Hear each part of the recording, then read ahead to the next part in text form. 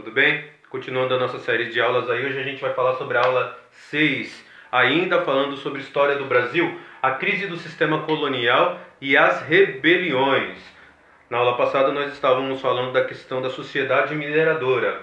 E a gente vai continuar falando aqui do século XVIII no Brasil, onde vão acontecer várias transformações, tanto no campo da mineração, quanto também na sociedade aristocrata do açúcar, né? Nesse período vão acontecer várias transformações sociais, tanto em Portugal quanto no Brasil colônia.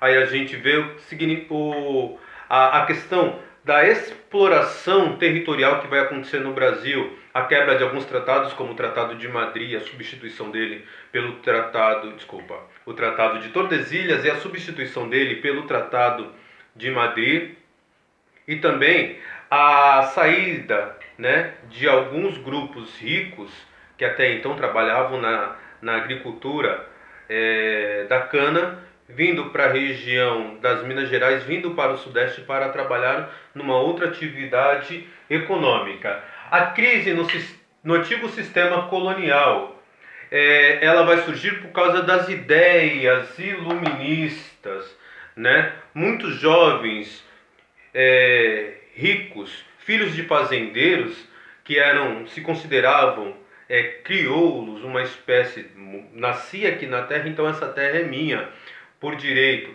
Iam estudar na Europa, onde a ideologia colocada nas universidades já era uma característica iluminista e não mais teocêntrica como era no passado, e eles vinham com aquela ideia de fazer uma transformação social, cultural e política dentro da colônia portuguesa, dentro do Brasil. E com isso geraram várias rebeliões.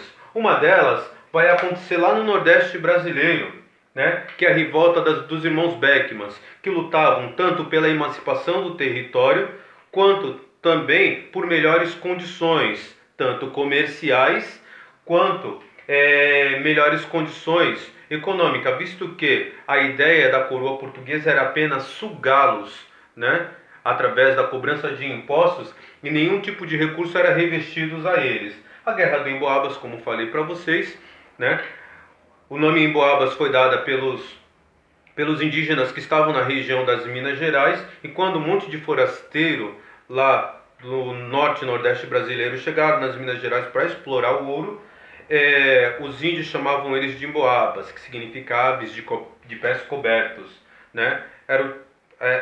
Devido à roupa, né, desses forasteiros.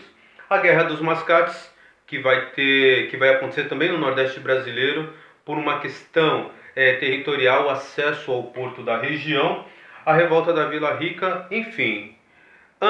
Todas elas, né, elas vão ter um caráter de tornar o território independente, né, se separar de certa forma da coroa portuguesa. E percebendo que todas essas mudanças estavam acontecendo dentro do território colonial, o rei de Portugal ele envia para cá o seu ministro, né?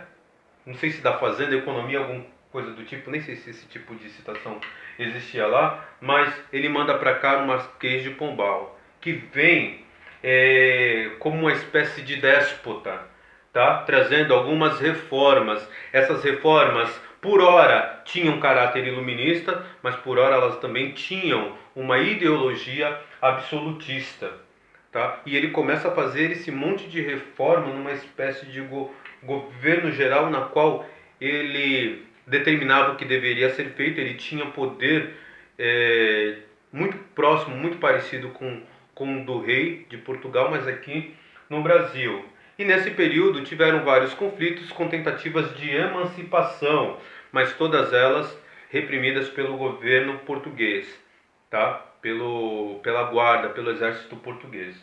Então, um pouquinho aí do tema 6 da crise do sistema colonial, período esse que vai acontecer várias rebeliões emancipacionistas, ok?